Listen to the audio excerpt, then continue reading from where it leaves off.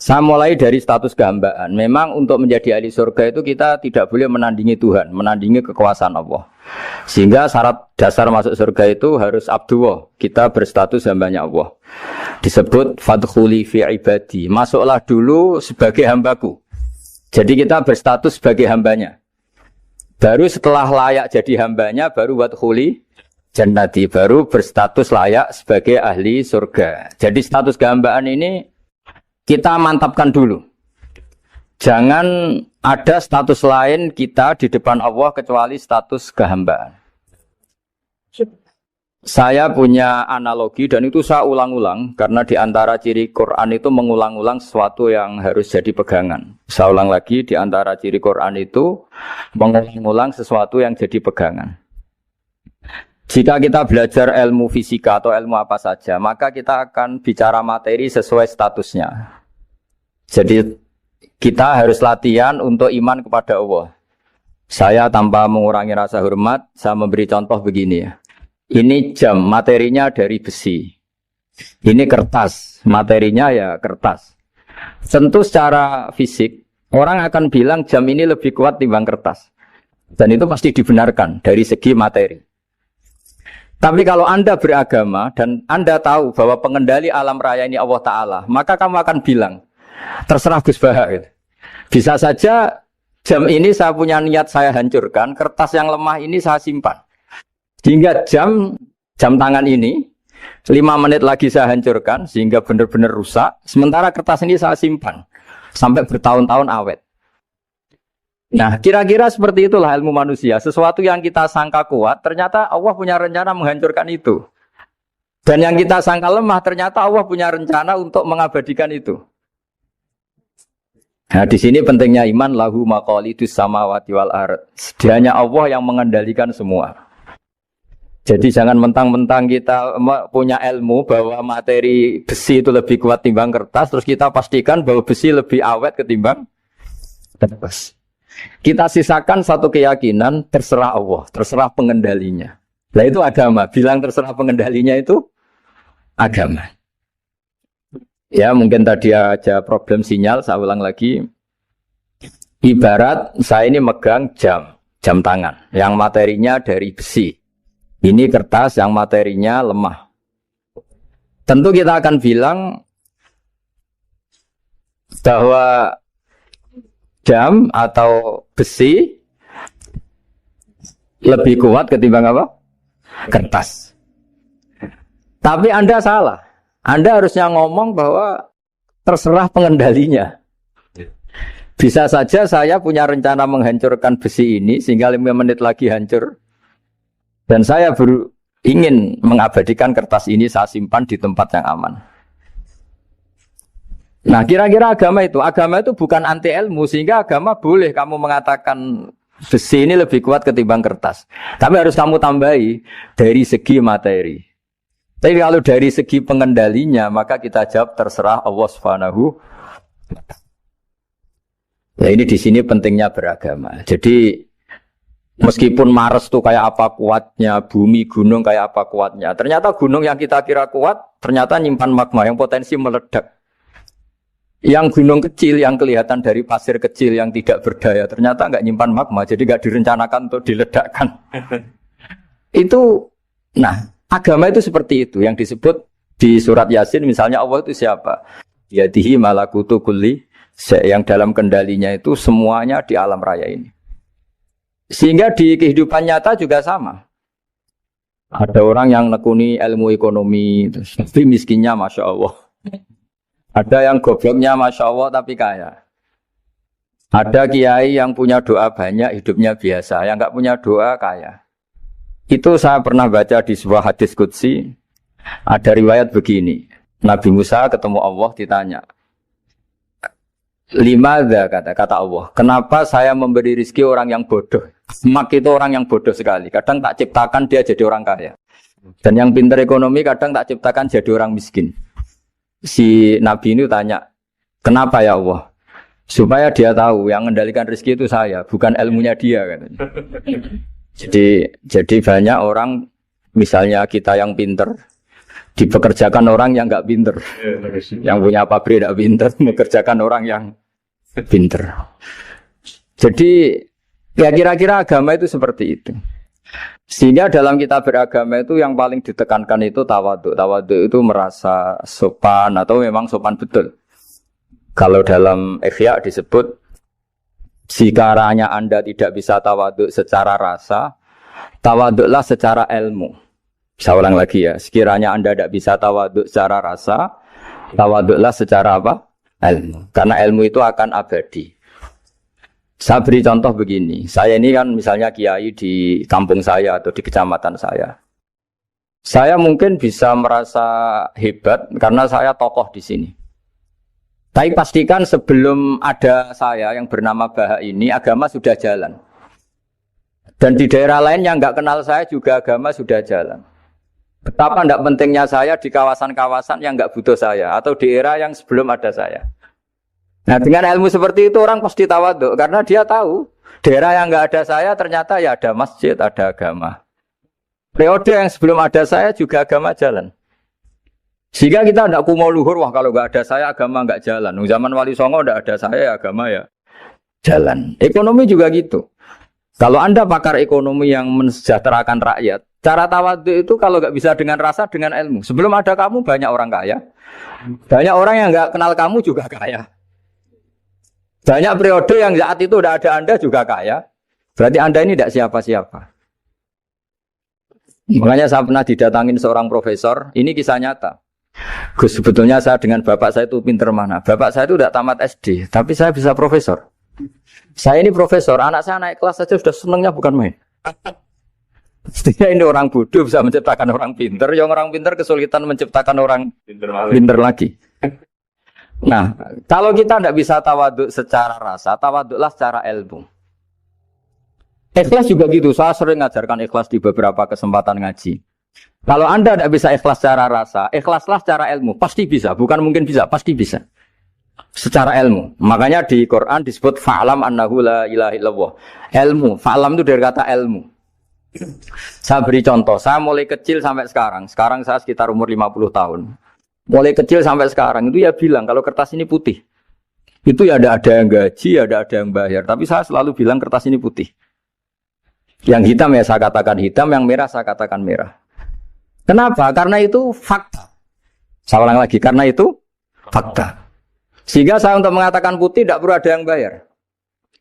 Sehingga ketika kita latihan sholat, latihan ibadah, dan mengakui Allah itu sebagai Tuhan kita akan malu.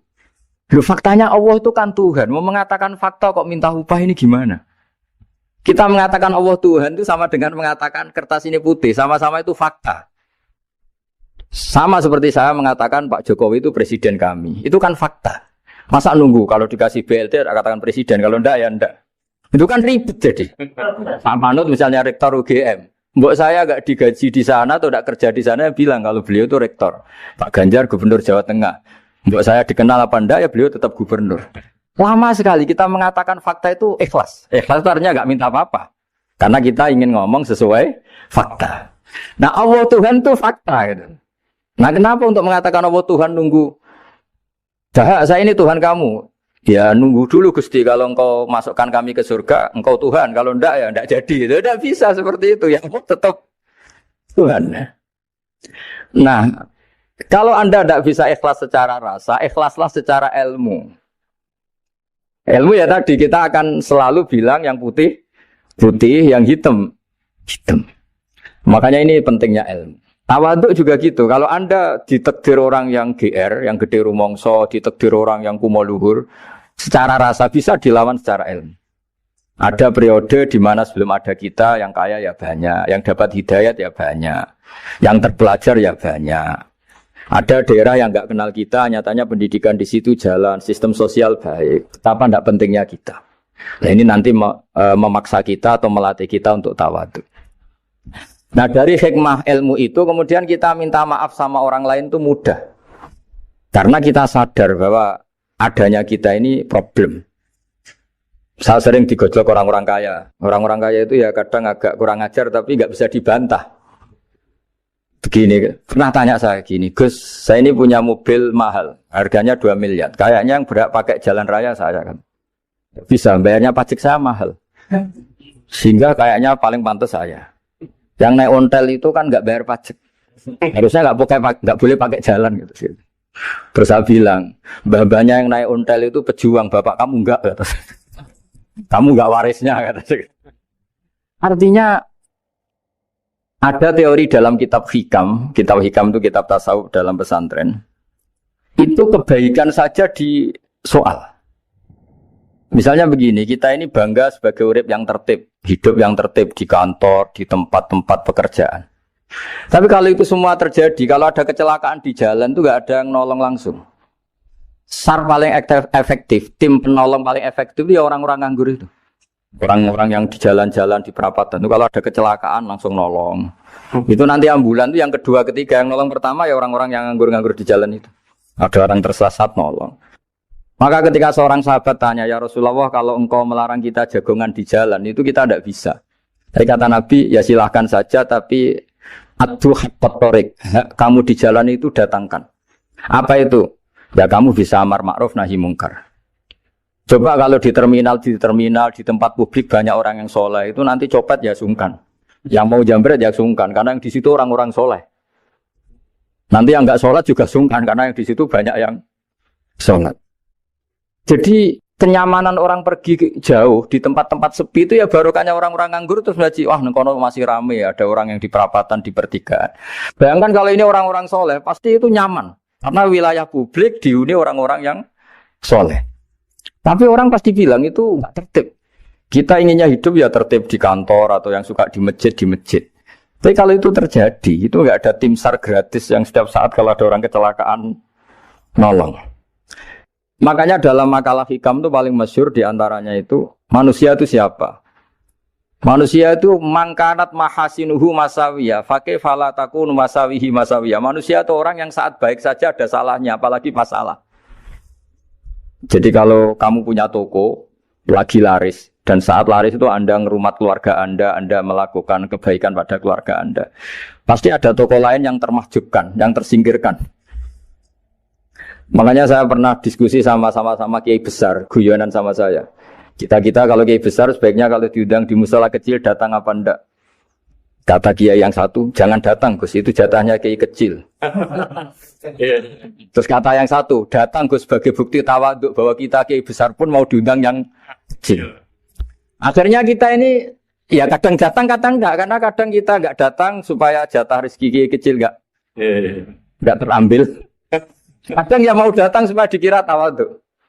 Makanya kalau seorang profesor sering turba di bawah itu ya kasihan yang S1, SPDI itu kan nanti enggak jadi bintang kalau profesornya sering turun. Kalah terus itu. Jadi kadang-kadang itu orang itu harus berpikir secara ilmu, jangan rasa terus. Jadi itu ilmu. Jadi semua yang kebaikan yang kita lakukan itu secara ilmiah bisa diperdebatkan. Ada orang senang ngomong serius supaya bangsa ini maju. Tapi bapak saya itu pesan saya, kamu kalau ngiyai itu jangan sering ngomong serius kan. Masyarakat sudah capek mikir utang, mikir keluarga. Begitu sowan kiai dijak ngomong serius lagi nanti capek kan. Sehingga kiai-kiai dulu itu kalau ketemu orang ya guyon terus. Karena tahu masyarakat sudah capek. Sudah banyak yang takut tanggal kredit gitu. Sudah takut tanggal kredit, takut problem sowan kiai diancam neraka lagi itu kan ketakutan berkali-kali. Jadi makanya ini kan kebaikan itu dievaluasi karena kita tidak nabi, tidak wali. Jadi kalau kata hikam itu apa yang Anda kira baik itu ada masalah. Apalagi sedang masalah.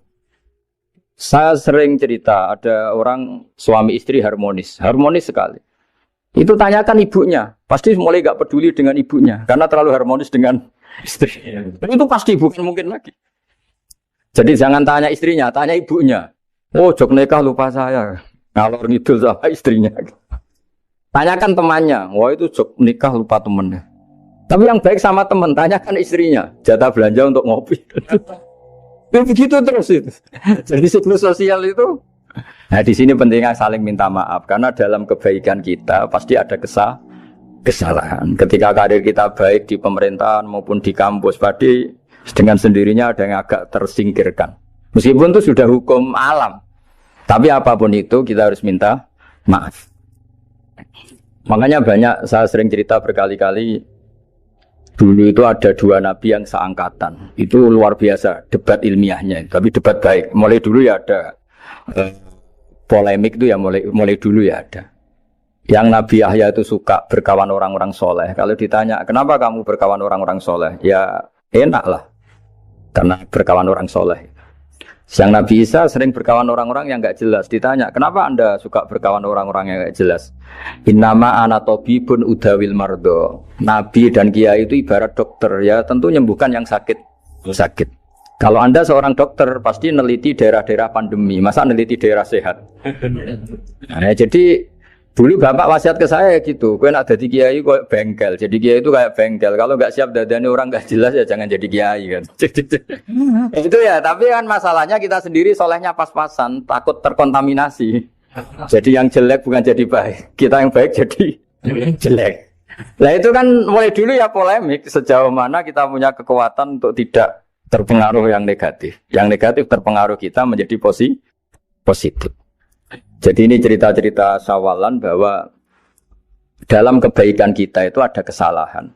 Maka kita tetap istighfar, tetap saling minta maaf. Dulu bapak saya kalau diceritain ada seorang kiai sampai sepuh jadi imam masjid, istiqomah sekali. Dulu bapak saya itu guyu. Ya istiqomah, tapi wong liya terus ra iso dadi kader. Jadi calon-calon kiai ini sudah putus asa karena nggak pernah punya kesempatan jadi imam. Jadi di balik istiqomah itu ya ada memahjubkan orang lain. Makanya alhamdulillah di Indonesia itu ada pegawai pensiun. Kalau enggak habis itu. Karena yang anyar-anyar itu mesti ini kurang pengalaman, ini kurang senior. Tapi baru kan ada pensiun kan gantian. Jadi masalahnya di dunia kiai itu udah ada pensiun. Tambah sepuh tambah mantap, tambah sepuh tambah mantap. Nah itu sebaiknya ya mulai mundur-mundur sedikit dari imam masjid itu. Ya nyari-nyari yang lain lah supaya ada kaderisasi, ada. Jadi intinya itu di balik kebaikan yang kita lakukan pun itu ada masalah sehingga kita butuh istighfar. Di sini pentingnya dawuhnya para wali-wali, dulu ada istilah wastighfaruna yahtaju ilal istighfar. Ketika kita minta maaf, sebetulnya minta maaf sendiri itu butuh minta maaf lagi. Minta maaf lagi itu butuh minta maaf lagi. Misalnya saya dengan Mas Hilmi ini akrab, pernah pakai uangnya misalnya. Itu kadang kita bayar itu malah tersinggung, kok kayak orang lain saja bayar. Minta maaf juga gitu, kalau kamu punya teman akrab, terus minta maaf resmi itu tersinggung. Kayak wong liya ae dulu sepuro. Jadi kadang dulu sepuro itu malah masalah. Itu kan sama, kamu punya teman akrab terus kalau mau main, assalamualaikum, saged masuk nopo boten, angsal boten. Boleh enggak main, itu mesti teman kamu tersinggung. Kok kayak orang lain saja. Artinya ketika Anda merasa benar karena protokoler ketika masuk ke teman, ternyata itu salah. Teman kamu maunya enggak protokoler karena sudah akrab. Tapi ketika kita merasa akrab, ternyata selonang-selonang dianggap problem, kita tidak pernah tahu. Nah di sini kata ulama-ulama, minta ampun itu kebutuhan manusia. Karena dalam kebaikan kita, pasti ada kesalahan. Makanya disebut, wastighfaruna yahtaju ilal istighfar. Kita selalu diajari Rabbana dzalamna anfusana. Ya Allah, kita ini selalu mendolimi diri kita sendiri. Jadi saat kita baik pun ada unsur kesalahan. Yaitu tadi, kalau Anda jadi orang pasti ada yang termahjubkan. Kalau Anda kiai besar atau profesor atau pejabat turun ke bawah. Ya kalau gubernur turun terus ya bupati gak jadi bintang. Kalau saya kiai besar misalnya turun terus ya kiai kampung itu ya kasihan. Saya pernah diundang Manakipan tidak datang itu kiai kecil bilang, matur nuwun Gus gak teko. Aduh iwake gak untuk saya katanya. Barokahnya saya ada. Itu lucu ya, matur nuwun betul. Matur nuwun Gus jenengan gak dugi jadi. Akhirnya jatah besarnya untuk saya gitu. Nah, tapi yang punya rumah komplain. Terus udah ngeratau teko PP aku wong cilik. Nah, ini saya harus mendahulukan versi Soibul Bait yang punya rumah apa versi kiai yang termakjubkan. Artinya pilihan apapun saya harus istighfar karena ada saja unsur salahnya. Ya makanya ini kan makanya ya saya minta UGM juga saya sering undang saya terus nanti dikira karena kampus besar Gus Bak mau juga keliru lagi. Kalau 1-2 kali mungkin boleh, kalau keseringan ya nggak boleh. Nanti itu dikira saya maunya hanya sama kampus besar, padahal saya sama RT ya sering datang juga. Nah ini yang terakhir saya bacakan teks otoritatif sebagaimana janji saya. Kata Rasulullah SAW di sebuah hadis, ini terakhir nanti supaya nggak lama-lama, saya juga punya wadhifah. Ada orang itu punya hutang. Hutang itu ya hutang, memang hutang. Singkat cerita, orang itu tidak bisa bayar sampai akhirat. Dan aturannya Allah, orang yang punya hutang tidak bisa bayar ini harus diaudit, harus diselesaikan di akhirat. Kalau tidak bisa diselesaikan di dunia, diselesaikan di akhirat. Walhasil akhirnya di akhirat itu ditagih dan tidak mampu bayar. Karena di akhirat sudah tidak ada kredit, tidak ada ATM, tidak ada apa saja. Terus kata Allah, solusinya kebaikan kamu dikasihkan yang ngutangi. Ternyata kebaikan dia tidak cukup juga. Bayarnya apa? Kejelekan yang ngutangin dikasihkan yang utang. Kayak apa celakanya? Kebetulan yang ngutangi salahnya banyak, ini kan repot. Tapi Allah itu tidak suka kalau ada orang mukmin yang satu saudara kemudian masuk neraka karena saudaranya ini. Kata Allah, jika ini masuk neraka berarti disebabkan komplain atau ketidakikhlasan temannya yang mukmin. Masa orang mukmin menyebabkan mukmin yang lain masuk neraka? Allah tidak ingin. Makanya di antara nikmatnya beragama itu ukhuwah, persaudaraan. Baik persaudaraan atas nama iman atau atas nama kebangsaan atau atas nama kemanusiaan. Akhirnya si yang ngutangi ini tadi, jangan dibahasakan kreditur, nanti kita kayak bank, yang ngutangin lah nanti. Ya bahasa gampangnya yang ngutangin, karena tidak semua orang ngutangnya sama bank. Sama Allah ditunjukkan satu surga yang luar biasa. Nanti tak baca teks Arabnya ya, supaya dapat berkahnya bahasa Arab. Terus saking mewahnya surga itu, si yang ngutangin tanya, ya Allah itu untuk nabi siapa? Karena semewah itu pasti untuk kelas nabi. Atau untuk wali siapa? Katanya, terus kata Allah, sabda Allah, untuk siapapun yang mampu membeli. Lalu siapa yang bisa membeli surga semewah itu? Kamu bisa. Terus, dengan apa ya Allah? Kamu mengampuni teman kamu itu. Kamu bebaskan dari utangnya. Nanti tak kasih surga itu. Terus, akhirnya sama Allah, kata orang itu, ya Allah saya bebaskan. Ya sudah, kamu berdua masuk surga. Karena Allah tidak ingin ada kasus aneh. Dua orang mukmin ini kan bersaudara. Masa bersaudara kemudian yang satu menjadi penyebab masuknya neraka karena ini tidak mau memaafkan.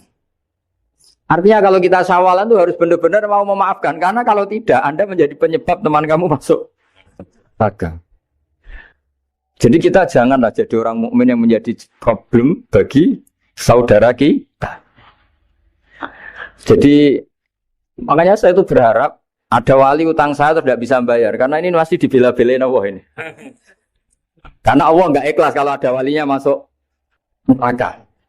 Jadi kalau ada wali utang kamu, itu utangin saja, doain nggak bisa nyaur, no? Nggak bisa bayar. Nanti ini akan dibela-belain Allah di akhirat. Karena wali ini nggak pantas masuk neraka. Ya, jadi kalau ada wali utang kamu mau bayar, sudah tidak usah bayar, nanti di akhirat saja. Lah yang ribet kalau yang kamu utangin dia ahli neraka, kamu nagihnya disuruh masuk neraka. Nah, itu ribet itu. Sudah utang dia ahli. Ya tak baca teksnya supaya ini ada di kitab Ihya halaman 197 juz 2. Status hadisnya waqala shahihul isnad. Kata Imam Hakim hadis ini shahihul isnad. Saya baca Arabnya nanti insyaallah sebagian ya supaya kelihatan teks aslinya di bab hukukul muslim. Bainama Rasulullah sallallahu alaihi wasallam jalisun izdhika hatta badat sanaya. Nabi ketika santai-santai duduk tahu-tahu tertawa sampai gigi depannya itu kelihatan. Jadi tertawa sangat sampai gigi depannya kelihatan. Yang notabene beliau sering hanya senyum, kali ini tertawa betul sampai gigi depannya kelihatan. Faqala Umaru radhiyallahu anhu ya Rasulullah bi abi anta wa ummi mal ladzi adhakaka. Apa yang bikin kau sampai tertawa seperti itu? Qala rajulani min ummati jasaya baina yaday rabbil izzah. Dua lelaki dari umatku sama-sama sungkeman nuntut keadilan di depan Allah. Jasaya itu sungkem, duduk bersimpuh itu kalau dalam bahasa Arab itu apa? Namanya jasiyah. Faqala ahaduhuma ya rabbi khudli madlamati min hadza. Faqala wa rudda ala akhika madlamata. Qala ya rabbi lam yabqali min hasanati syai'un. Faqala wa ta'ala li talib kaifa tasna'u bi akhika wa lam yabqalahu min hasanati syai'un. Faqala ya rabbi falyahmil anni min auzari. Kalau kebaikannya dia tidak cukup, ya salah saya supaya dilimpahkan ke dia. Terus summa fadat aina Rasulullah sallallahu alaihi wasallam bil buka. Nabi di tengah-tengah cerita itu nangis. Senangis-nangisnya karena habis seneng lalu nangis karena ini kan kebaikannya sudah dikasihkan habis, cukup enggak cukup. Akhirnya kejelekan yang utangin ini diberikan. Makanya kalau kamu ingin masuk surga, utangi orang-orang soleh sebanyak-banyaknya. Dan doain nggak bisa apa? Nyaur. Tapi tak jamin orang soleh itu nggak suka utang. Karena hidupnya sederhana ini. Kayaknya saya tidak akan utang Mas Ilmi itu. Karena orang soleh itu hidupnya sederhana, pasti tidak butuh. Kalaupun utang paling ya untuk makan, kan gampang nyaurnya apa? Terus kata Rasulullah, faqala inna dzalika la yaumun 'azimun yauma yahtadun nasu fihi ila ayyuhmala anhum min auzarihim. Terus fayaqulu Allah ta'ala lil mutadzallim irfa' basarak. Coba kamu lihat yang di sana itu ada apa? Fanzur fil jinan, coba surga itu kamu lihat. Faqala ya rabbi ara madaina min fiddatin wa qusuran min dhahabin mukallalatan bil lu'lu'. Saya melihat surga yang begitu mewah, semuanya bertatahkan intan, semuanya materinya dari emas, bertatahkan intan. Lalu li ayyi nabiyyin hadza? Itu untuk nabi siapa? Terus awli ayyi siddiqin awli ayyi syahidin. Terus qala Allah hadza liman a'tas saman. Itu untuk siapa saja yang mampu beli. Qal ya rabbi wa may yamliku dzalik? Siapa mampu beli surga semewah itu?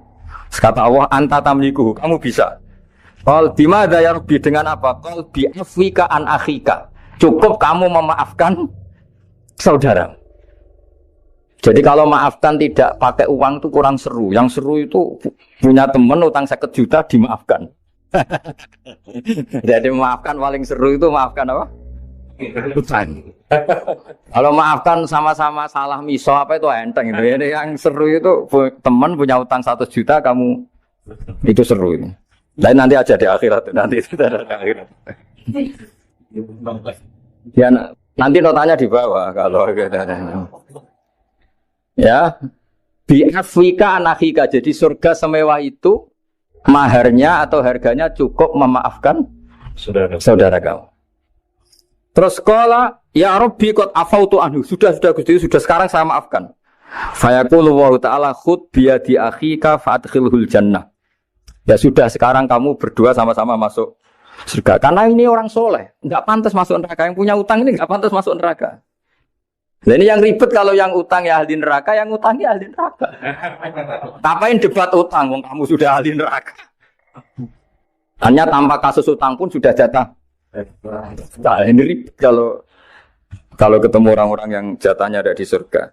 Cuma qala sallallahu alaihi wasallam ittaqullaha wa aslihu dzata bainikum fa innallaha ta'ala yuslihu bainal mu'minin yaumal qiyamah. Jadi di antara proyek besar Allah itu menjadikan orang mukmin itu bersaudara dan saling memaafkan. Itu sampai akhirat proyek itu masih dilakukan Allah. Maka ketika di dunia kayak sawalan ini usahakan saling memaafkan karena keinginan Allah sampai akhirat pun seorang mukmin itu saling memaafkan. Ya, jadi ini sebagai penghormatan saya pada teman-teman alumni UGM juga semua muhibbin, semua yang memanfaatkan ngaji ini bahwa kita harus berjiwa besar untuk saling memaafkan. Ya, saya kira demikian dan mohon maaf. Assalamualaikum warahmatullahi wabarakatuh.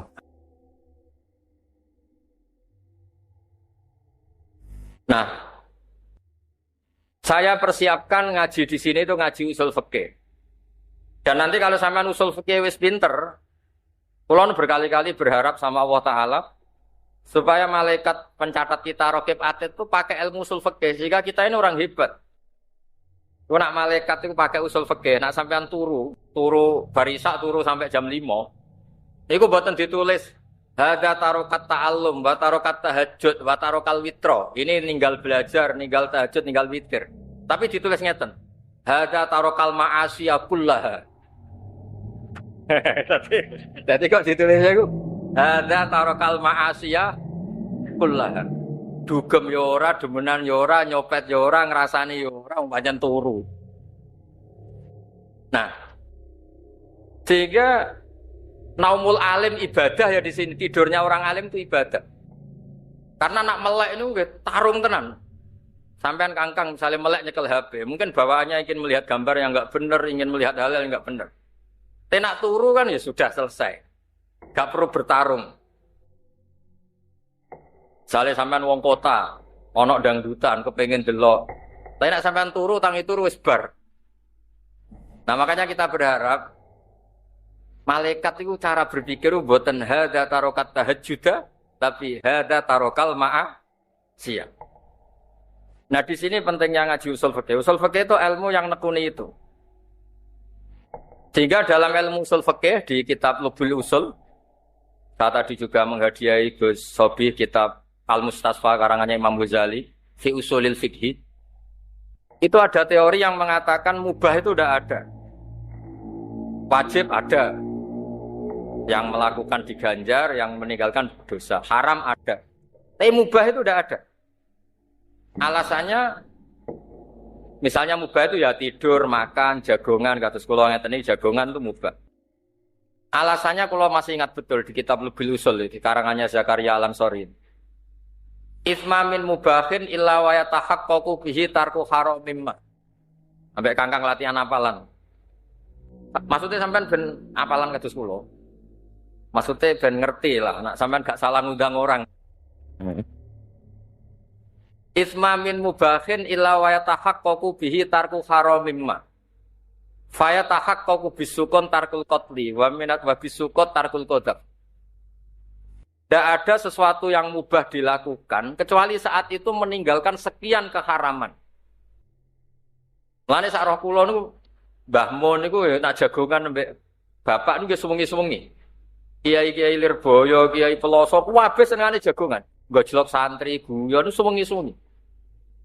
Karena ketika kita guyon mbek kanca kiai, itu artinya agak guyon mbek perempuan nakal, tidak guyon di tempat maksiat. Wiku setan pusing.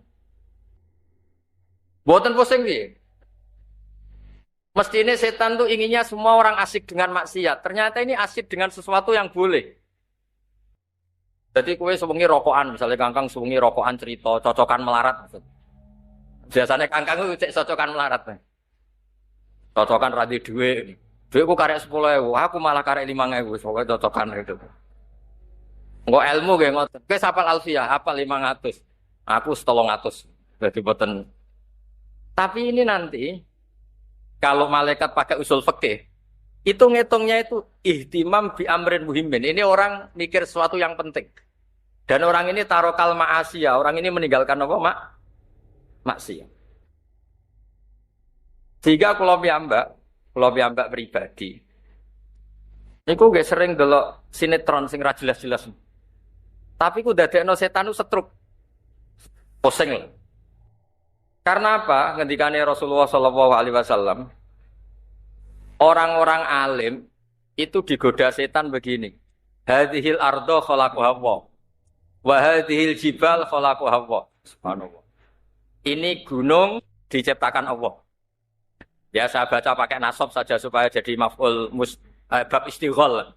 Hadhil jibala khalaqaha Allah, wa hadhil ardo khalaqaha Allah.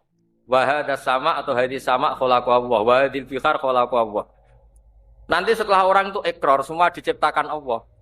Itu setan memprovokasi, faman khalaqahu Allah. Lalu Allah sendiri yang menciptakan siapa?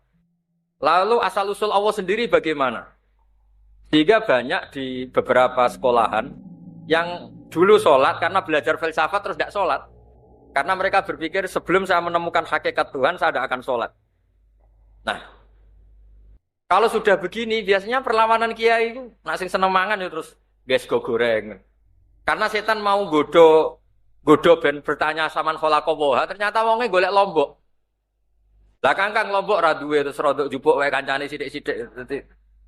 Jadi dikira setan itu was-wasnya masuk, orang tanya siapa lalu yang menciptakan Allah. Allah sendiri asal usulnya gimana? Ya boleh wonge masak. Kok nak sing seneng rokok ya rokokan. Bariku gak mikir terus ngelem wah enak rokok. Dan sebagainya dan sebagainya. Nah, kalau biasanya tak tinggal delok berita sing ra jelas-jelas. Jangan delok mak lampir, pokoknya sing ra jelas-jelas. Itu supaya was-was itu tidak masuk lagi. Min syarril waswasil khannas alladzi yuwaswisu fi sudurin nas minal jinnati wan nas.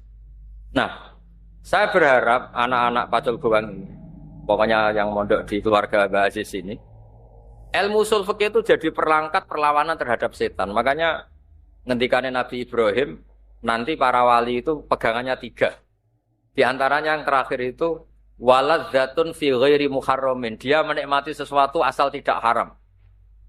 Jadi misalnya kemangan semongko sak piring kok entek. Sanggep bae iku nglakoni barang halal otomatis ninggal haram. Ketika orang lain asik nikmati delok dangdut, kowe ngentekno semangkane kancamu. Ya rodok haram, tapi kancamu nak ora rido itu salahno pangeran. Bakhil temen ngono di para oleh. Akhirnya dalile santri wis uli marido wis akhir kira-kira rido ya soleh. Mulane jare Mbah Mun niku gasap ku ya dosa, tapi nak pondok terlalu ketat itu didik wong medhit. Karena ya itu kan dalile santri kan uli marido. Mosok sandal disilek kancane dihukumi napa? Gasap. Ya kebangetan. Tapi segasap terus rata tuku sandal ya kebangetan. Maksudnya ini ya gasap tapi ya duwe sandal ben satu-satu. Jadi ndekne gasap dosa, sandalnya digasap untuk ganjaran. Jadi kok totalan itu podo lah gitu. Kalau zaman mondok juga ini gelas mbek ibu kalih napa 3. Wis gelas iki nggo nak ilang aja goleki. Dadi kowe nak nganggo kancamu misale dosa, wekmu dienggo ngliya ganjaran. Dadi kok sumbut lah. Dadi iki cara trik melawan gasap. Jadi sebetulnya masih bisa dielmoni lah. Nah, tapi kalau ilmu usul fikih ini hilang di kota itu sering kalau ditakoki, Gus kiai pegawainya kok guyon gojlok-gojlokan. Lho kiai ngempet kepengen rawayah ya perjuangan. Akhirnya mau bakas tok tapi rapati wani kan ngoten. Lho wong liya kepengen delok film, ketemu delok dangdut. Ustaz juga manusia. Perlawanannya ya guyon gojlok-gojlokan. Kayak kula mek Gus Muid itu gojlok-gojlokan. Akhirnya kan lali. Ujug-ujug wis esuk, dandutane wis bar. Jadi lah itu usul fikih. Jadi usul fikih itu banyak ulama yang mengatakan mubah itu tidak ada. Karena efek positif mubah adalah tarkul haram. Nah sekarang tarkul haram itu wajib apa sunat? Wajib. Berarti fal mubah wajib. Lah nak turu iku mubah berarti turu wajib. Wah ya perkara. Ayo ribet apa diatur ngono ya ribet. Nak bandingane maksiat lho nggih, nak bandingane. Tapi nak diwalik turu iku haram. Pondok duwe jam wajib. Lah nak turu berarti tarkul wajib. Berarti turu haram. Jadi turune kangkang yo imma wajib wa imma haram. Cara berpikir tadi, ngwayahi bojone blonjo kok sing lanang turu, berarti tarkul wajib. Paham ya? Wae dangdutan kok turu, berarti tarkul haram. Nah, saya berharap ilmu usul fikih seperti ini itu akan mengawal kita. Akan mengawal kita untuk menjadi Islam yang ahlul ilmi. Lalu kalau cek emut, ini cerita ya, agak serius. Mbah Maimun Zubair guru kula, guru kita semua. Niku akrab mbek tiyang nasionalis. Termasuk akrab mbek Bu Megawati. Ketika tak tanya, sebelum saya tanya beliau memberi penjelasan. Ya seneng Indonesia wis penting rukun. Wis kumpul wong macam-macam ra apa-apa ya, wong rokan wis kumpul macam-macam wis ra apa-apa. Bukan menghalalkan masalah pakaiannya ndak. Sementing rukun. Nak rukun itu dosane iku gak tarkul, gak safkut dima. Pokoknya nak rukun niku dosane gak sampai qatlul mukmin, tapi nak Indonesia gak rukun dosane iku qatlul mukmin. Maksudnya kalau Indonesia ndak rukun itu dosane iku saling bunuh. Nah, tapi nak rukun senajan to rapati ideal teman-teman iki wis ngono-ngono tok dosane. Jadi ternyata itu ada perhitungannya. Paham tuh sing kula maksud itu. Terus Kamu jangan melihat wiki kiai kancanan wong abangan misalnya seperti itu. Jangan seperti itu. Semua kiai itu punya ikhtiar supaya kita ini umpama dosa ya sampai dosa sing level atas lah. Misalnya asyirku billah, qatlul mukmin ini dosa-dosa level napa? Atas. Nah caranya tidak ada qatlul mukmin gimana? Ya kita harus rukun, menerima kemajmukan Indonesia, menerima kebinekaan, menerima seperti ini. Tapi beliau-beliau cara melakukan itu santai. Kayak gak ada apa-apa. Makanya kalau suwun santri-santri ketika melihat Mbah Aziz berpolitik, Mbah Mun berpolitik, banyak kiai-kiai berpolitik, itu anggap saja seni merebut kekuasaan dengan cara yang tidak safkud dima. Dulu nak ono dalang kok bojone ayu. Niku ora usah ngerayu. Ayo adu tarung sing menang untuk bojo ayu. Tarung, kok sing kalah ya bojone dipek. Kerajaan juga gitu tuarung, sing kalah bojone dipek, kerajaane. Nah sekarang itu kan enggak, untuk merebut kekuasaan itu berpolitik meskipun ya kalau untuk bodoni sithik-sithik kadang-kadang itu. Kadang-kadang gue sering ngeraro lah. Pokoknya tapi yang penting itu enggak begitu cara merebut itu enggak seperti cerita-cerita dulu. Duel terus kudu ana sing mati. Nah, intinya itu ya itu usul fikih atau kaidah fikih ya sudahlah. Apa urtukiba akhafut dororen. Nah, kalau kepengen pondok mriki niku kaidahnya seperti itu. Berarti kaidah fikih ku wapal lah. Wa idza tama'a dororone urtukiba akhafuhuma. Soale darul mafasid muqaddamun ala jalbil. Iku ngelotok. Aja kok pendakape tes. Ribet. Ngaji kok pendak apa? Belajar pendak badhe napa? Kalau de kanca kurang ajar, nak angger tes kabeh dijawabani tulis la ilaha illallah Muhammadur Rasulullah. Iki nganti guruku nyalahno kafir. Ya ribet. Sing wani nyalahno la ilaha illallah sinten? Berarti kabeh takok. Mas suruh salat pira? La ilaha illallah. Wes nawa kidul wudu pira ya la ilaha. Iki iku Gus, sekali gurune nyalahno kafir. Ayo ribet sih. Ya, terus guyon seperti ini dan guyon para kiai itu sebetulnya itu bacalah itu sebagai mubah sing yalzamu minhu tarkul haram, yang akibat dari itu meninggalkan haram. Wa tarkul haram wajib. Berarti fal mubah wajib. Nanti juga sebaliknya sama, ketika di mubah itu kok efeknya tarkul wajib, fal mubah haram. Akhirnya semenjak ada kontrol itu, Syekh Zakaria Al-Ansori ketika na'rifi mubah, al-mubah min haitsu dzatu la yu'aqabu ala tarkih wa la yusabu ala fi'li. Mubah dipandang dari itu sebagai mubah, itu memang enggak ada ganjaran, enggak ada hukuman. Dipandang sebagai mubah. Tapi kalau mubah dipandang dari segi punya akibatnya, itu bisa wajib, bisa haram. Pak sampean mondok ngeten iki kan ya ora mesti pinter. Tapi kan gugoro kewajiban. Kon golek ilmu ya golek ra ketemu lah sing wajib iku. Kula nate didalili santri kula nu ya ribet. Man salaka tariqan yaltamisu fihi ilman. Iku Gus Ba gak mlebu mergo wis gak golek ilmu wis entuk. Sing tok janji itu sing ijek golek-golek. Makanya kadang santri mlebune swarga ya dhisik ambek kiyaine ya dhisik santrine. Mergo santri jek yaltamisu fihi ilman. Sementara kiai wis yajidu ilman. Iku ora ono hadise, sing ono hadise yaltamisu fihi ilman, sing yajidu ndak. Berarti santri mbek kiai mlebune swarga dhisik ndi? Dhisik santri karena yaltamisu fihi ilman.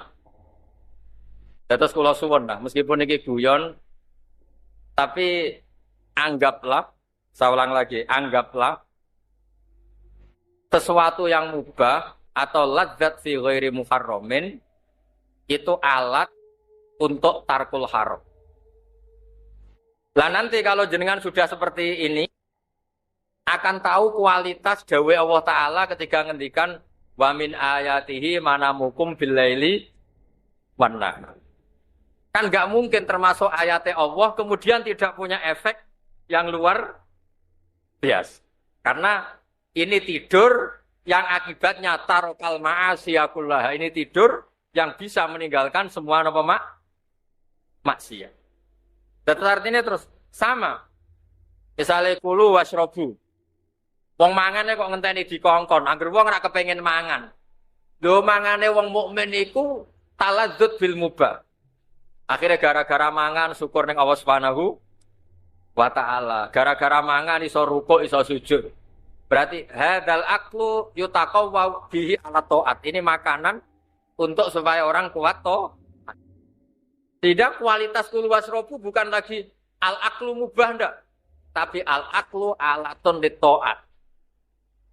Paham nggih? Terus kula suwun niki wonten para mas saya ilmu usul fikih itu dikembangkan sedemikian rupa sehingga nanti kita masuk naumul alim napa ibadah. Tidurnya orang alim itu ibadah karena an-naumu bimakna tarkil ma'asi. Karena di sini naum dengan makna meninggalkan apa maksiat. Nggih ngoten mawon.